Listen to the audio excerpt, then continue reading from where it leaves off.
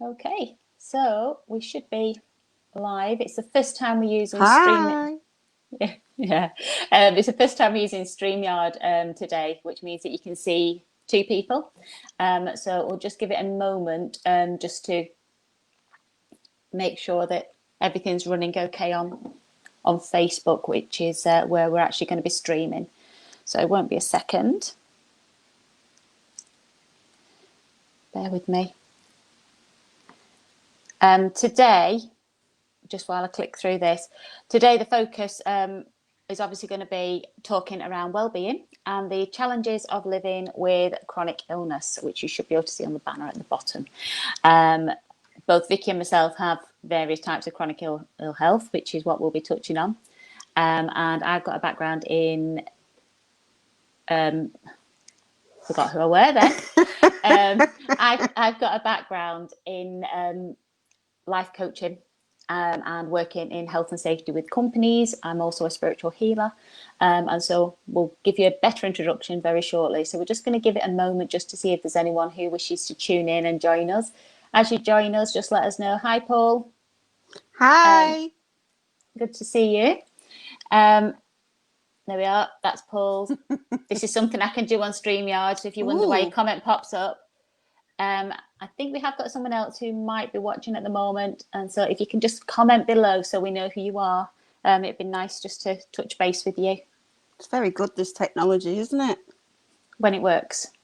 Don't say that. Okay. Right. Just to let you know, for those who are watching, with the platform that we're using today, so you can see both of us, there is roughly about a 10-second delay, I believe, before we see your messages. So don't panic if we don't acknowledge them immediately, or if we're in the middle of waffling. We will come back and we'll just kind of acknowledge and have a chat and obviously clarify what you're covering as well. Okay. Waffling, right. Speak for yourself. Very much most of what I do, I think. Okay. Me too. So our official start then is welcome to today's talk. Today I'm joined with Vikki Burns, and I myself is Steph Wilson. For those of you who haven't seen me before or who have picked this up through various advertising routes, we're going to be talking about well-being and the challenges of living with chronic illness. Both Vikki and myself have these have chronic illness in different ways. And so from a background for myself, I'm a life coach, a spiritual healer. I also run wellbeing workshops and personal development groups. And alongside that, with my other hat on altogether, I do business support. So working with various companies, providing health, safety and wellbeing support. So that can be anything from developing systems with companies through to giving them advice and support around health and safety as well. From a chronic ill health point of view, most of you will be aware I've got rheumatoid arthritis. I have had that since I was 16 years old. I've also been blessed with osteoarthritis. Why have one when you can have both? And so it's really been living with those since I was 16. I've had ups and downs along the way.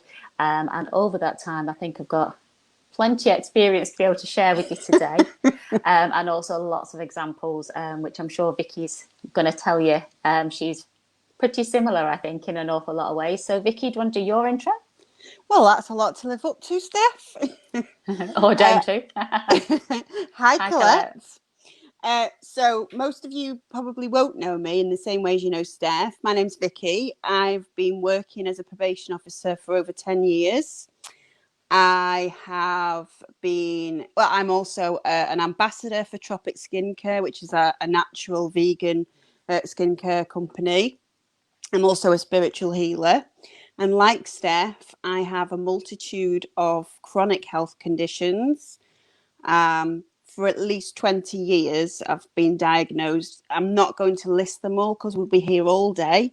However, the main ones that we will probably touch on are I have ME, I have ulcerative colitis, I have arthritis, again, various types as with Steph, and I have spinal stenosis. And they're the main sorts of ones that have a major impact on my life. Okay? Mm-hmm. Okay, so obviously we've got a couple of people already watching. One of the things I'd like to point out today is that whilst we're talking about chronic illness, we've got certain conditions. Chronic illness can be widespread, whether it's yourself who's got it or whether you're living with someone who's got chronic ill health. Either way, what you'll tend to find is that the underlying impacts it has on your life, whilst there may be specifics for the illness or condition, what you will tend to find is that I think mentally and emotionally and the challenges that you come up against are weirdly similar. Absolutely. And I think this is something from a coaching point of view, I've tended to find the same, very similar things come up in conversation about concerns or self-worth or things like that that people have. But also, if you have a chat with other people, you'll tend to find everyone is really addressing the same kind of things. And one of the big topics, which Vikki mentioned actually a few weeks back when we first decided we were going to try and offer this kind of chat with you, was around the topic of guilt. Now, when someone says, "Oh, about chronic ill health," you probably wouldn't think guilt actually would fit. But if you happen to be someone who's got it, I'd imagine in many ways you're probably able to acknowledge where we're coming from. So if you can resonate with that, if you can do a little thumbs up or comment below, or feel free to chip in as we go through this. It's not just a two-way conversation; it's open to anyone. I know some people may be watching on catch up or replay, so we'd love to see your comments as things go forward, and that's something that we can get back to you or feedback on as well. So Vikki, guilt. Guilt. Oh my goodness. I mean, it doesn't matter what condition. I think that if you have got a chronic health problem, guilt, the issue being that even if you're living with someone who's got a long-term condition, you'll never truly be inside their head and the things that go through your head. I've got, as a result of a lot of my conditions, I've got depression and anxiety as well. And which is quite common, isn't it? It is really common. It's. I remember when one of my specialists for colitis first said to me about clinical depression, and I always thought clinical depression was like a more serious version of depression. I don't know why I thought that, but what she explained to me was that it actually means that it's a type of depression that's linked to a physical health problem. Okay. So in terms of guilt, there's so many different aspects. So give us a couple of examples of how you might feel guilty, for example. Okay. Letting people down. That's a big one. Totally. Especially if it's short notice. Oh, yes. When you've planned something for ages and you're really looking forward to it and they're really looking forward to it, and you leave, and a few days before you think, oh, something's not feeling so good here. But do you know what? Knowing what my body's like, I'm going to leave it to the absolute last minute. I must admit, I was having a slight panic at weekend because I know weekend you had a rough few days, and I was thinking, we've advertised this. I hope she's okay. Yeah, I get what you're saying. Well, guilt got me here. And sometimes that's how you can use it in a positive way. Because at the time, I was feeling, I was very rough over the weekend. I was dizzy, all sorts of things. And my thought that going around my head was, I can't let Steph down. Must make sure that I'm fit enough for today. So in that way, it was a good thing. But I think that what I've noticed, and I'm sure that you and lots of other people would agree, is that you change your friendship circle significantly more frequently when you're living with chronic illness. And that's not a deliberate thing. It's not deliberate on you. It's not deliberate on your friends. But what happens is inevitably you have to back out of things at the last minute or even a few days ahead. And it happens repeatedly. And there are people who are the most understanding, compassionate people, you think. Yeah. But they can't bear to keep going through it. And I think one of the worst things that somebody ever said to me was that I was flaky. And I can tell you now I mean, you know me, Steph. I am not flaky in any way, shape, or form.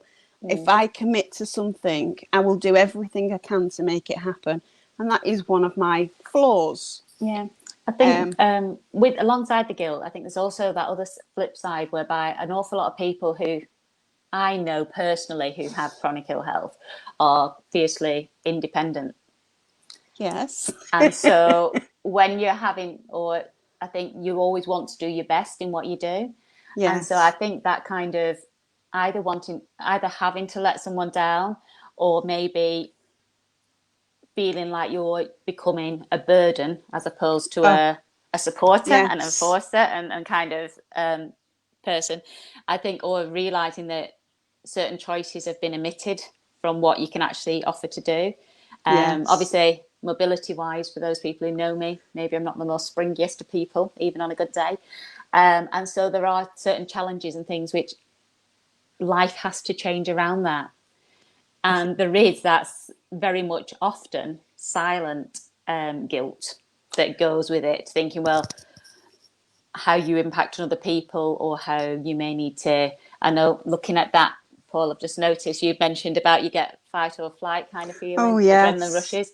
So there may be circumstances where you want to pull back from a situation, maybe. And if you're with friends or family, especially in crowded rooms, I don't like at the best of times. Nothing to do with chronic illness, just me.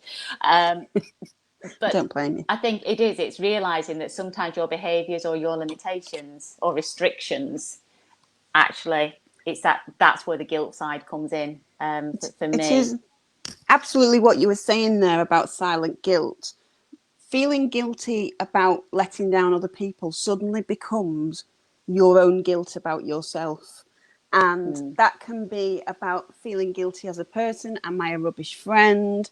You know, a lot of my friends, including Steph, will come to my house a lot of the time because I either can't get out or I can't drive, or I can drive, but my health often dictates whether or not I can do that. And what that means is that people come to me all the time, and then I feel bad, not because they're coming to me because it's really lovely, but then I think, oh, you know what, I hope they don't think See, this is that, where, why, again, this is where I think sometimes we have the feeling and we interpret it our way. Because exactly. purely just giving that example that Vicky's just shared with us there about I tend to go to her. At my house, it's really hard to get any quiet time. And so be it they kind of release that or benefits that I get coming to see you isn't a Mm, hindrance. And I think that's where sometimes because we don't necessarily open up or talk or say things out loud, it can the picture isn't necessarily as it's as the perceived to truth, be of on both course, yeah. sides. And yet, And so from that point of view, just one other thing when we're talking about jumping back onto the guilt bit, I think it's really important that we recognise that we haven't caused it, we can't control it at absolutely. all, and we're feeling guilty about having something totally beyond our capabilities. But You spot on, and I must say that it's I mean, I have, as I've said, so many different conditions, and every time I go and see a specialist or a doctor and they diagnose with me with something new, the first thing I say is it something I've done? You know, have I been eating I mean, I know I've been eating a lot over lockdown, but, you know, have I been eating the wrong foods? Have I not done enough exercise? I don't know. I can't think of anything else off the top of my head, but I yeah, always question it. And they always say the same thing. No doctor or specialist has ever said to me, yes, it's down to something you've done. But it never stops me asking.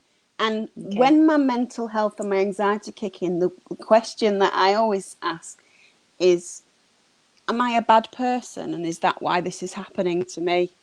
And and I know so many people ask that question. It's Mm. all about guilt.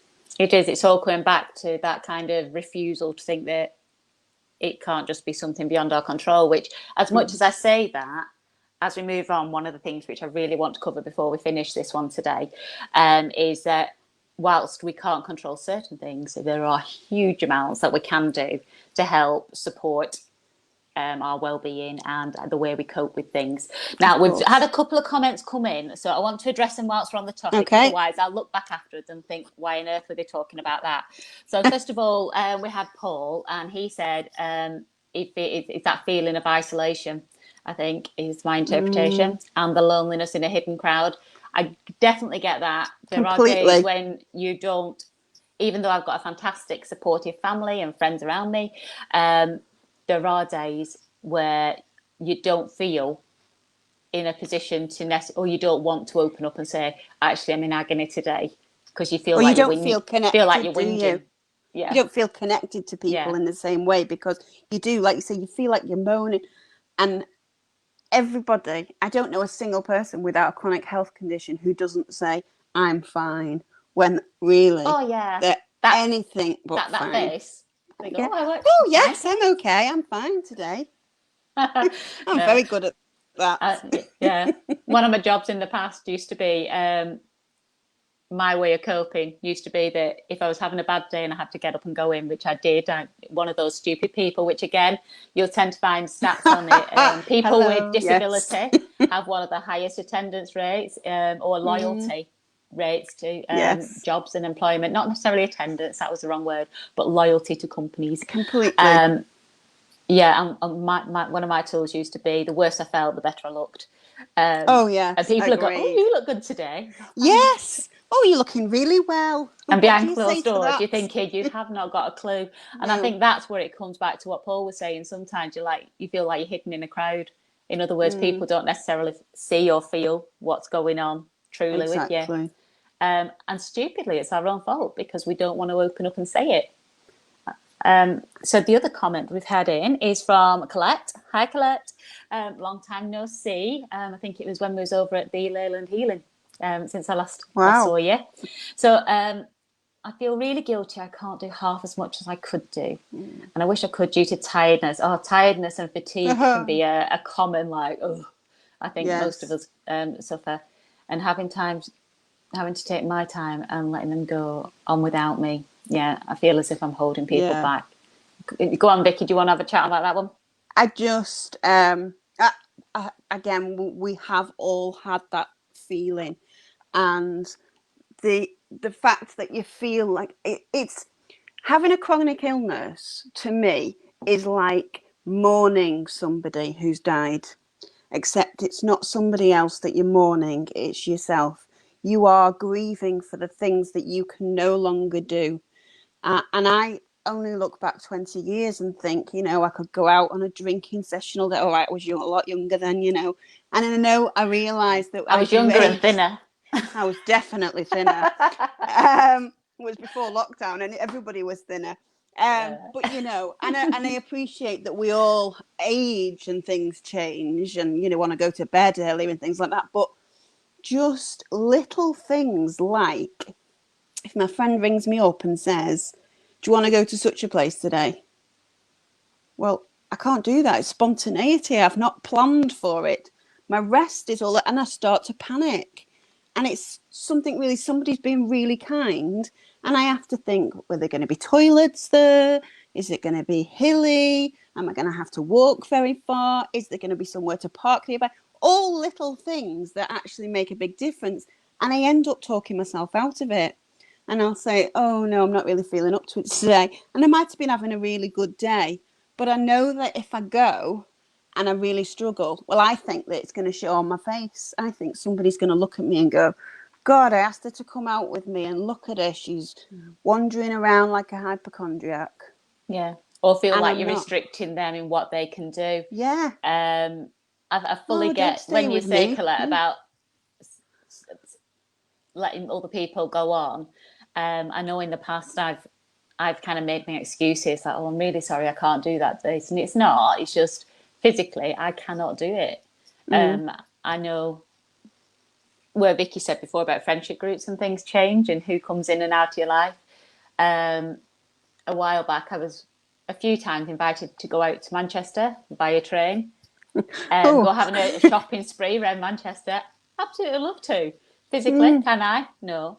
And so it's one of those things, and you think, well, it's a lovely idea. It's great to be invited. but often the terminologies of illnesses, or even if people aren't aware we've got those illnesses, where they'll rightly or wrongly, maybe I didn't give the full explanation. I didn't say, are you having a laugh? I can't do X, Y, Z, which probably what went through my head. I made my excuses. And I think it's that kind of, you don't want to impact on other people, because I know for a fact they wouldn't have got half the amount of walking or kind of done, or shopping done. We've had another comment come in. Sorry, I know this is where I said I did warn people at the beginning they might be waffling, so I apologise. Yeah, I pretended I didn't waffle. I'm empathetic to other people's feelings too, which can take it out of me mentally and physically. Yeah, energy draining, especially if your own energy levels are relatively low to start off with. Especially if you've got people around you who may themselves be depressed or stressed or struggling. It can really, it's almost draining a battery, and it just drops really fast. And again, you then feel guilty, don't you? Because you think, I'm going to have to move away. Because I've just seen about Paul said about shutting people out when he's exhausted. Yeah. And I do that. And I used to do it and then go, oh, I feel really bad now. I should have been there for them. They needed me. But actually, you've got to put yourself first, however selfish it might seem, because at the end of the day, and I'm trying not to say that too much, if you don't look after yourself, love yourself, put yourself first, you can't be that person that you want to be for anyone else. Yeah, totally with you on that. And I think self-neglect was another topic that we both kind of touched on before we came on here, saying that self-neglect is something that is important. You've got to be really careful of. It's so easy to focus on other people. Sometimes even pushing yourself that little bit too hard, or sidestepping and not offering. Because the example I gave before about like changing situations or making excuses, in hindsight now, and I think more so now, I have got a little bit more confidence now. I will actually say, I don't think I can do that. However, how about you offer a solution? Which is normally something I can drive to and park right outside. Yes. And I'll go, oh no, I'm not drinking, it's fine. And it's not because I don't want to drink. Obviously, I shouldn't drink too much anyway. Yeah, but medications, if you're on medication, which weirdly most of the population is, I think, which is a dangerous kind of situation anyway. You're meant to restrict, aren't you? Yeah. So I think, sorry, I know I'm you talk, and I'll just try and read some of these comments. I just wanted to say, and I've taken it really from the comments, but it's also something that I always think, it doesn't matter whether you've got one chronic illness or 50 chronic illnesses. And I'm talking to everybody who has a chronic illness, your illness is not who you are. And never let it overtake you, even at the worst times when it feels like it. And hopefully we'll get to touch on some of the things that can help you when you are feeling like, I am in pain. I'm always in pain. I'm always tired. I've never got any energy. That is not who you are. Okay? Yeah.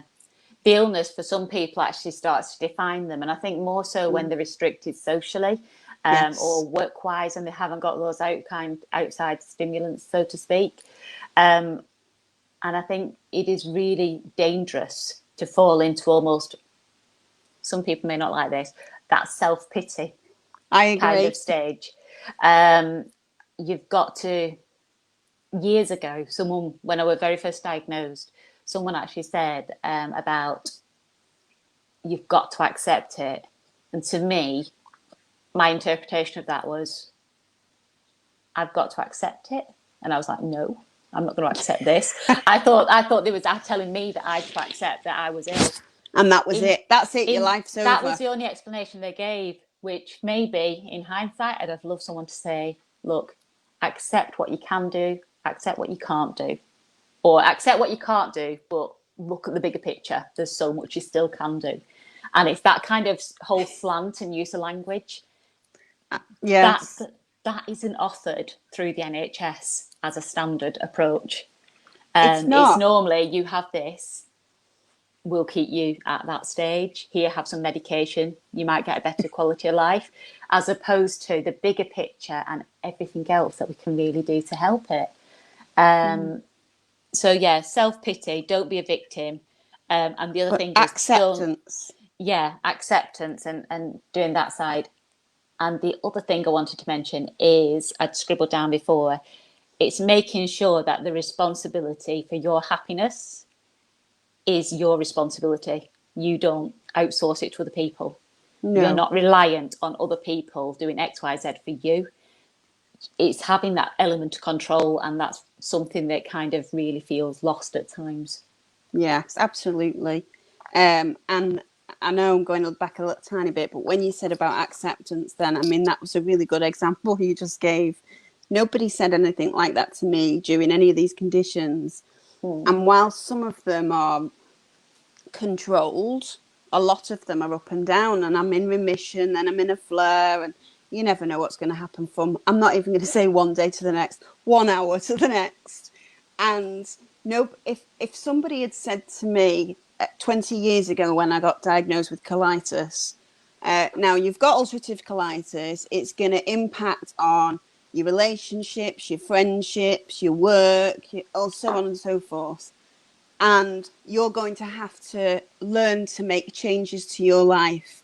That would have had a much better impact on me than, if this gets any worse, we're going to have to take your intestines out, which just made me cry. And it's only through the years, and I'm picking that one because it's the easiest one for me to pick, that I have, and then my whole life, and anybody who knows me will tell you, my whole life is about trial and error. Even outside of ill health, everything is trial and error for me. There is no like definite answer until I've given it a go. And you know, learning what needs to change helps you to recognize why you need to accept these things. Acceptance for me has been a major lesson over the last 18 months.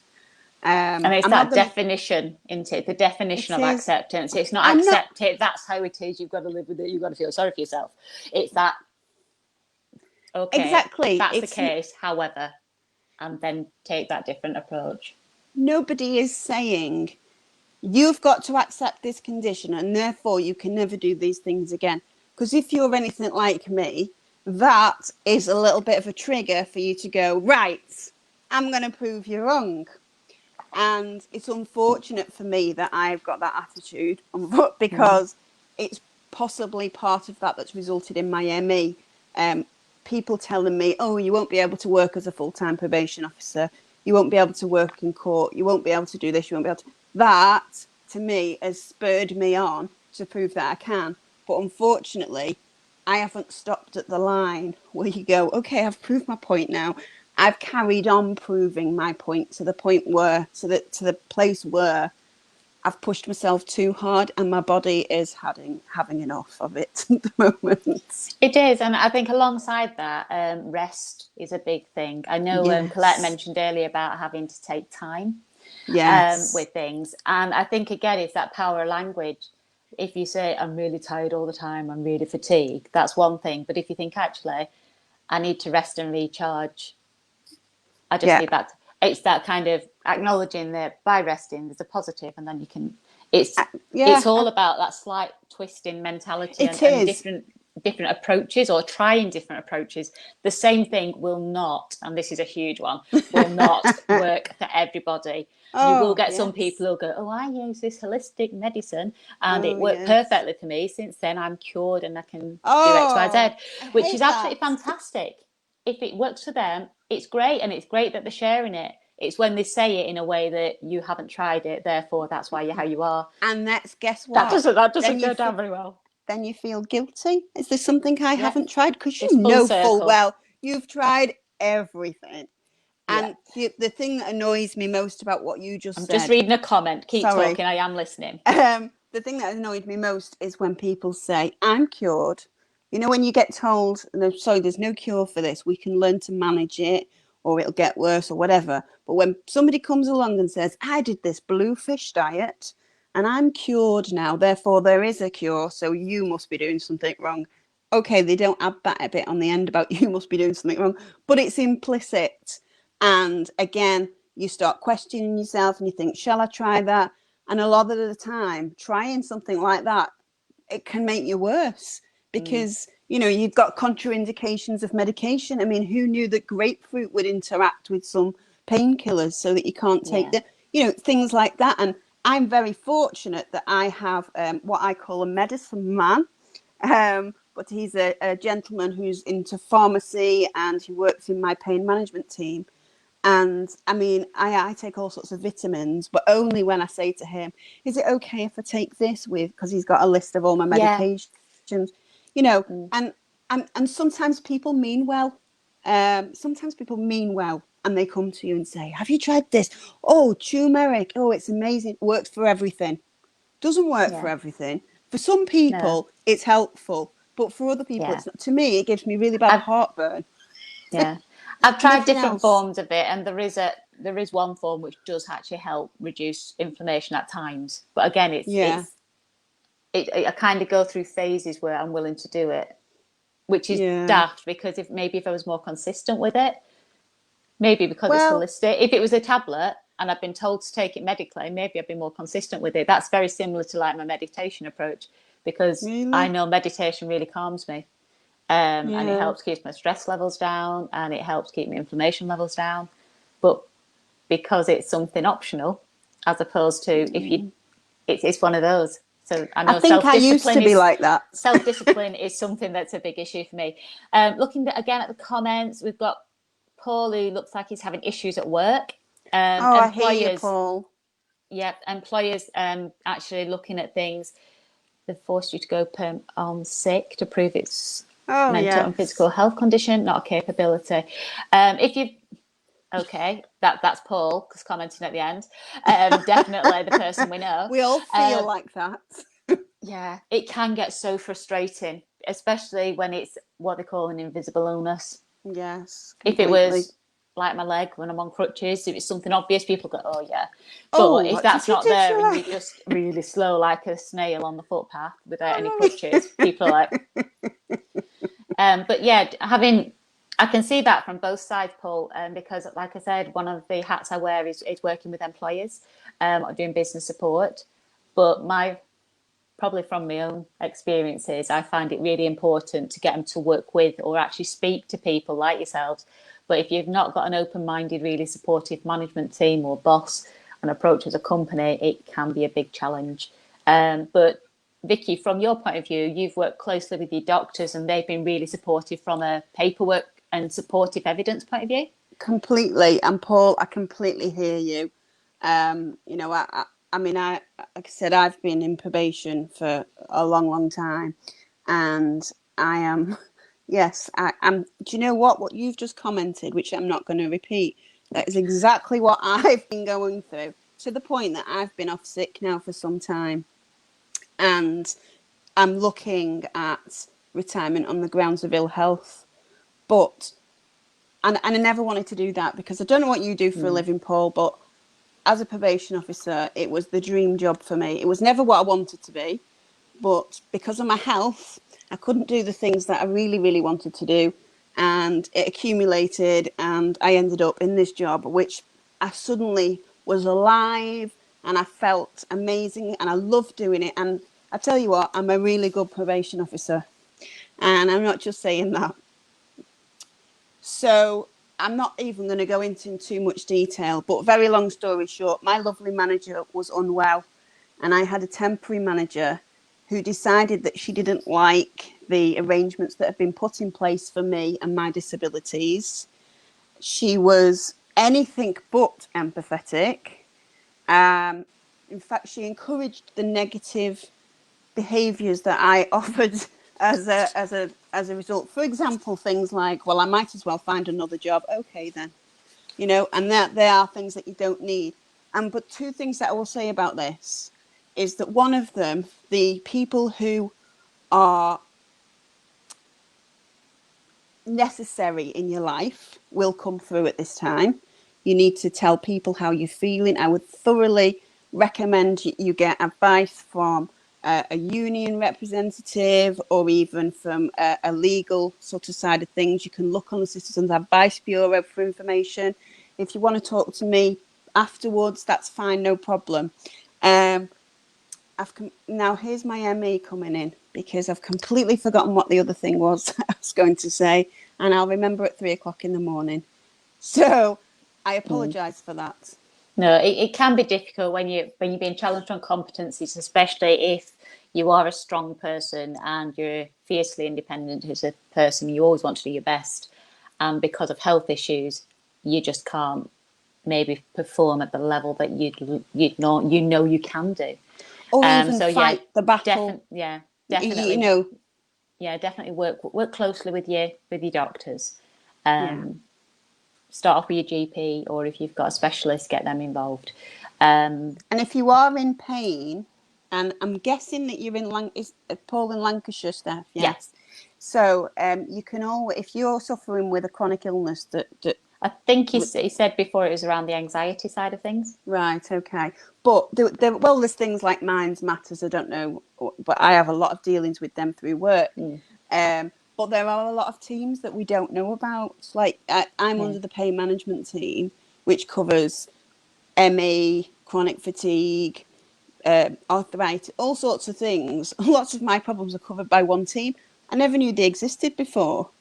It is. It's amazing what's out there, and yet the support, And I had to push to get that, and you have to be persistent and keep going back to your GP and saying, "I've tried this.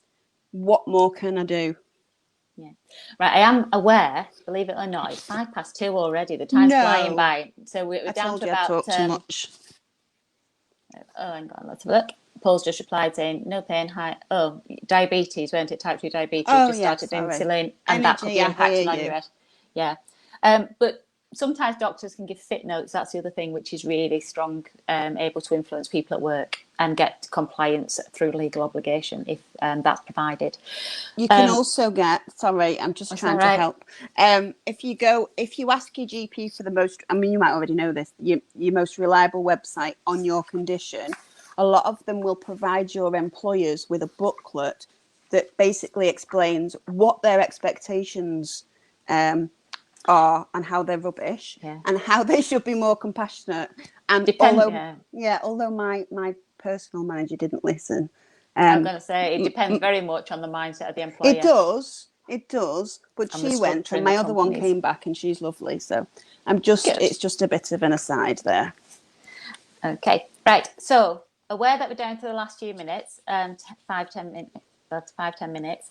One of the things that I wanted to make sure we definitely talked about was about ways that can help us cope and actually keep you in that mindset of being calm, feeling balanced, feeling like you've got energy, feeling like you've got control. I know, again, this is one of those things where there are lots of different approaches. And different things work for different people. I mentioned before about the meditation side. That really works for me because stress with me really inflames and kind of sends all my conditions out the window. And so that calming is something that's really important for me. The other thing that is good for me is small amounts of exercise you can tell it's live. That's my little dog going off in the background. So doing small amounts of walk. So if you've got pets and things like that, they can really kind of be that kind of psychological comfort and support. But also they force you to keep moving and help you get outside and in nature is another huge help, I find.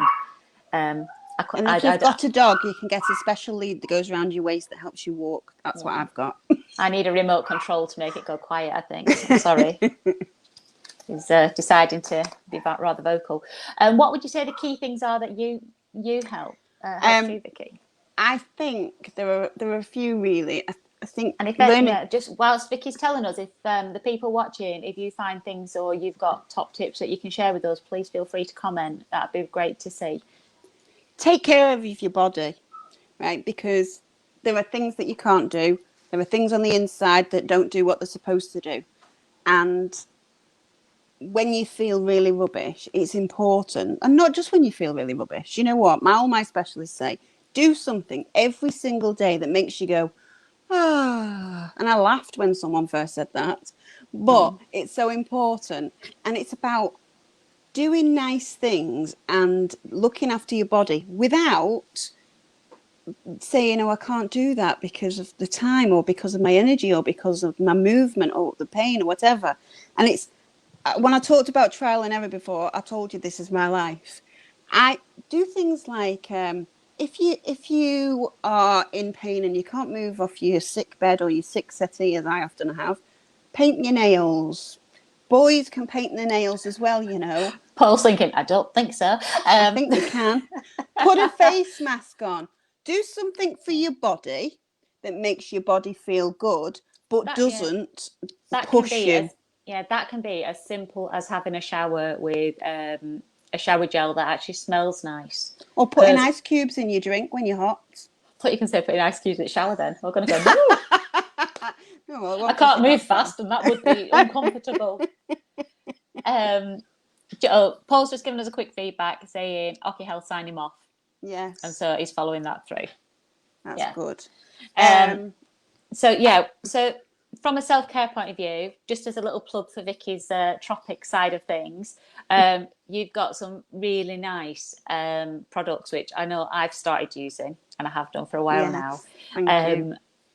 From a self-care point of view, just something as simple as getting something that smells nice.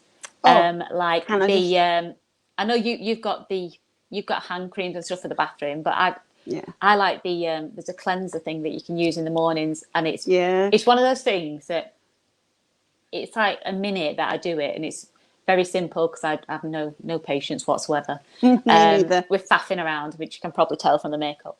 But lipstick and that's checking myself. But it's something that I do. Stick it on my face, and you can kind of do it a little as you're rubbing it in. That's as much as I get as a face massage. But it actually makes you feel that. To me, that aroma is my kind of my treat, and that really works for me. What would you say your self-care? Because I know when we did coaching and stuff with you, that was a way that really helped. You had like little. If a stressful event was coming up, you'd do like your initial self-care treats, and that was a way to try and comfort. I made a little timetable for myself last week to try and help me make it back into a routine, because not having seen you properly for a while, I haven't got you on my back saying, have you looked after yourself this week? Which we're all guilty of lack of self-care. So if guilty. You're still watching, tell us if you're guilty of lack of self-care. And if we don't see anything, we'll know you're lying. Yeah. Every day is something different for me. Like today, it's my hands. Yeah. So I've got this, I'm going to show you, it's obviously tropic, but it doesn't have to be. This is about you, okay? This is a hand cream balm, not like any other hand cream balm, she says. And you put a little bit of the cream on, and the reason I love it, it's called Unwind, this one. You rub it into your hands, and then you cup your hands. These are impeccably clean hands, not COVID hands. And you cup your hands over your nose and mouth. You can tell what year we're filming this. Well, you can, can't you? You cup your hands over your nose and mouth, which I'll do when I finish speaking, and you take an inhale of breath. And you get it all over your nose and make a mess of yourself. But the essential oils in this particular one that's Unwind are like lavender, chamomile, frankincense. And so you inhale them, and it's about giving you a feeling of unwinding. But to me, it doesn't matter what it is. And I know I didn't mention this before, but I'd really like to show you something. If you give me 2 seconds. We are going to run over a little bit, so if people are okay sticking with us, 2 seconds, it'll probably be about another 5 minutes, if that's okay. Whilst Vikki's just going getting that, one of the things, other things that people have mentioned, because I actually raised this question on a different group about what kind of things help you, and actually.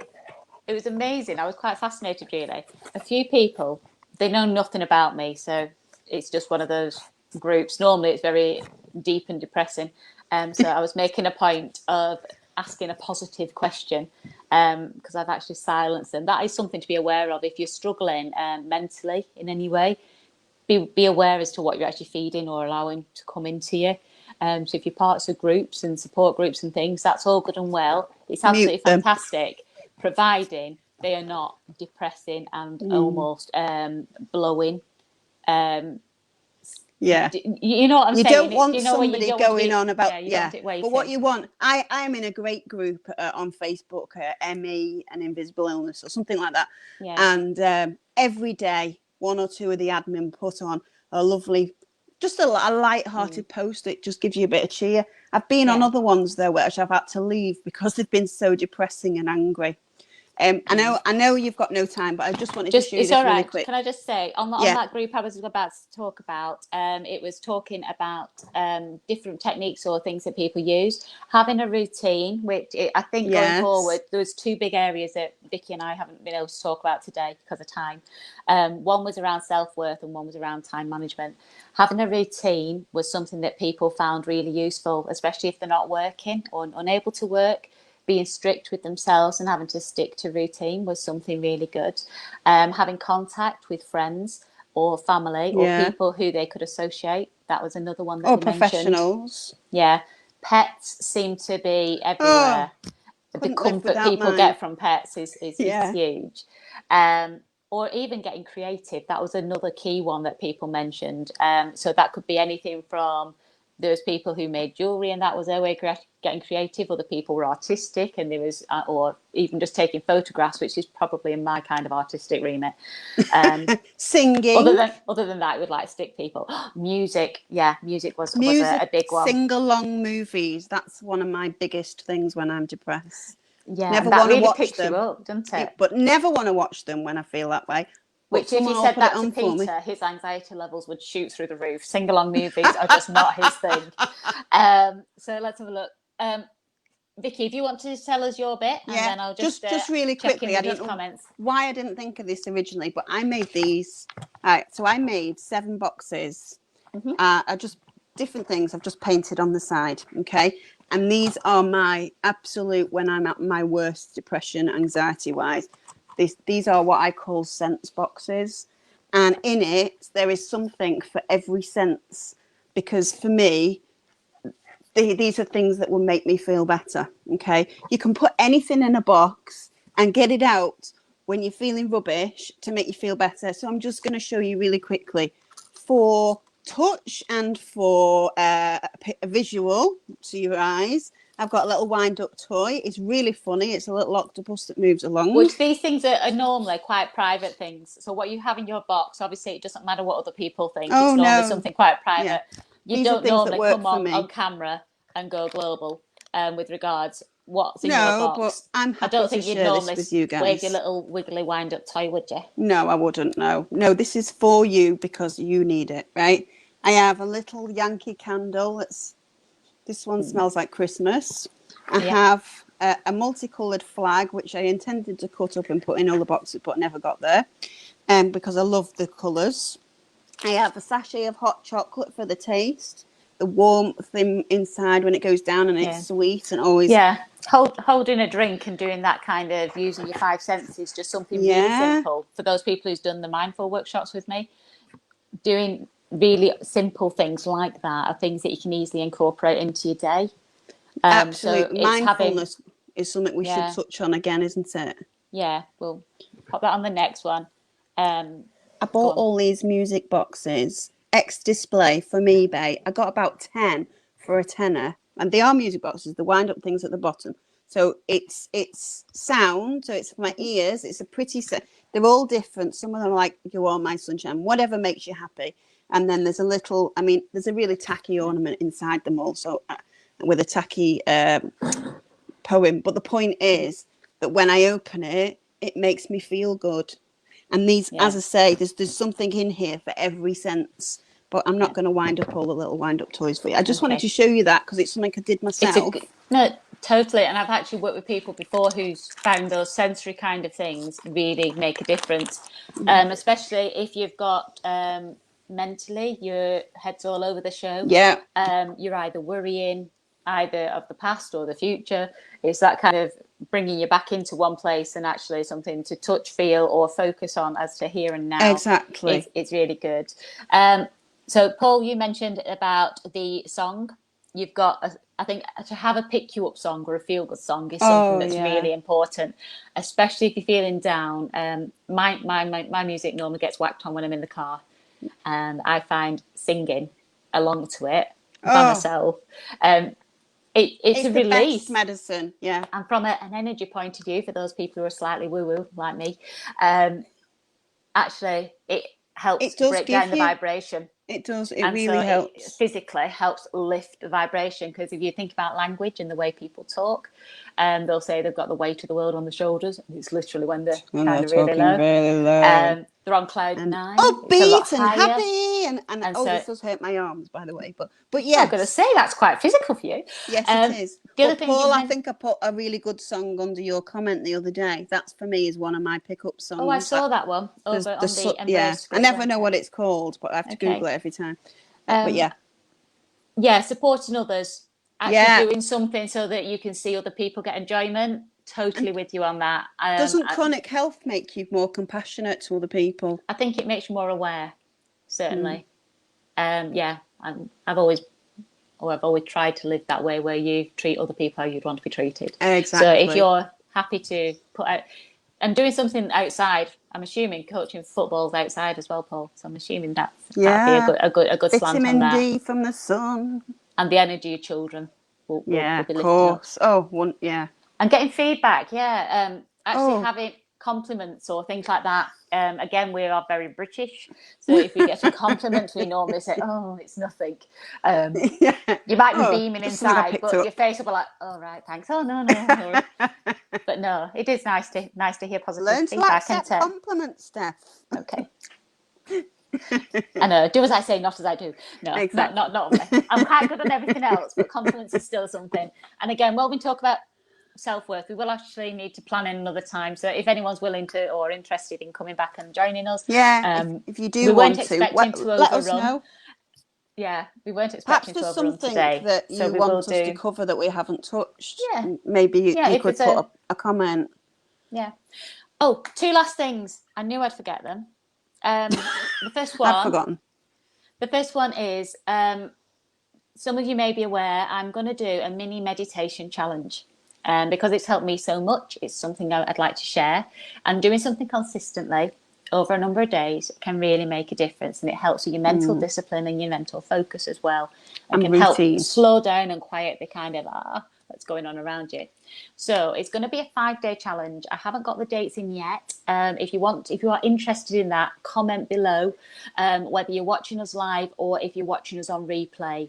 I'm hoping to get that in place either the last week of August or the first week of September. I'm so excited about this. I know. It's one of those things that I had the idea and I thought, I think that'll work. And then I realised I need to get a consistent time where I can do it. So I'm trying to work around my diary at the moment.